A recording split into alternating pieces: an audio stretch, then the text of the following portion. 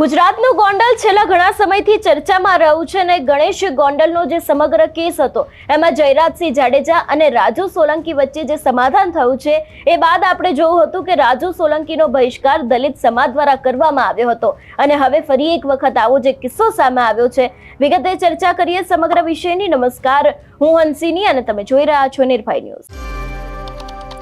ગણેશ ગોંડલના કેસને લઈને જયરાજસિંહ જાડેજા અને રાજુ સોલંકી વચ્ચે સમાધાન થયું એ બાદ આપણે જોયું હતું કે ઘણી બધી ચર્ચાઓએ વેગ પકડ્યું, ઘણા બધા ઓડિયો વાયરલ થયા હતા, પરંતુ હવે રાજુ સોલંકીની સામે દલિત સમાજ ફરી એક વખત મેદાને આવ્યો છે। આ વિષયને લઈને વિગતે વાત કરવામાં આવે તો અત્યારે હાલ સોશિયલ મીડિયામાં એક પત્ર વાયરલ થઈ રહ્યો છે જેમાં લખવામાં આવ્યું છે કે તમામ આદરણીય ભીમ આર્મી ભારત એકતા મિશન ગુજરાત પ્રદેશના તમામ સાથીઓને જાણ કરવામાં આવે છે કે ભીમ આર્મી ભારત એકતા મિશન ગુજરાત પ્રદેશ સંગઠનને વધુ તાકાત અને સ્થિરતા પ્રદાન કરવા માટે ભીમ આર્મી સંગઠનના રાષ્ટ્રીય આદેશ નિયમ અનુસાર જૂનાગઢ જિલ્લાના વિવાદને ધ્યાનમાં જોતા ભીમ આર્મી ભારત એકતા મિશનના રાષ્ટ્રીય અધ્યક્ષ શ્રીના આદેશ અનુસાર જૂનાગઢ જિલ્લાના અધ્યક્ષ શ્રી રાજુભાઈ સોલંકીને તાત્કાલિક અસરથી તેમના પદ ઉપરથી તાત્કાલિક રીતે તેમને જવાબદારીમાંથી મુક્ત કરવામાં આવે છે, જેની તમામ કાર્યકર્તા સભ્યોએ ખાસ નોંધ લેવી એવી વાત છે તે લોકો દ્વારા કરવામાં આવી છે।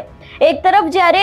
ગણેશ ગોંડલના કેસને લઈને જયરાજસિંહ જાડેજા અને રાજુ સોલંકી વચ્ચે જે સમાધાન થયું હતું એ બાદ આપણે જોયું હતું કે દલિત સમાજ મેદાને આવ્યો હતો, તેમના દ્વારા ઘણી બધી વાતો કહેવામાં આવી હતી, પોતાના સોશિયલ મીડિયામાં પણ ઘણા બધા વિડીયો અને ઓડિયો ક્લિપ વાયરલ કરવામાં આવી હતી। ત્યારે હવે ફરી એક વખત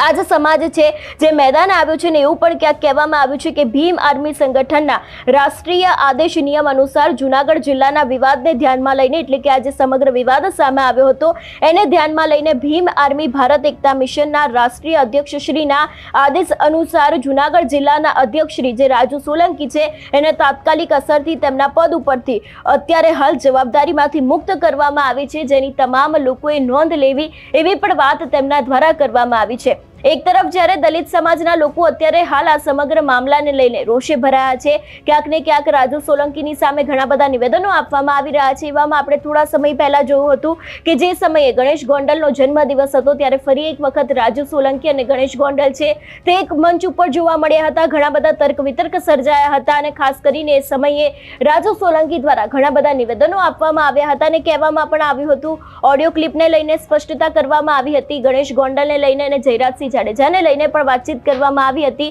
પરંતુ અત્યારે હાલ જે રીતે દલિત સમાજ રોષે ભરાયો છે અને એ જ વાતને લઈને અત્યારે હાલ ક્યાંક ને ક્યાંક ફરી એક વખત કંઈક આવો જ કિસ્સો સામે આવ્યો છે કે જેમાં હવે રાજુ સોલંકી જે પદ ઉપર હતા એ પદ ઉપરથી તેમને તાત્કાલિક રીતે હટાવી દેવામાં આવી છે અને ખાસ કરીને એને જ લઈને અત્યારે હાલ એક પત્ર છે તે સોશિયલ મીડિયામાં ચર્ચાનું કારણ બની રહ્યો છે। એટલે ક્યાંક અત્યારે હાલ સવાલો ઘણા બધા ઊભા થઈ રહ્યા છે કે શું ખરેખર ગણેશ ગોંડલ અને રાજુ સોલંકી વચ્ચે જે સમાધાન થયું છે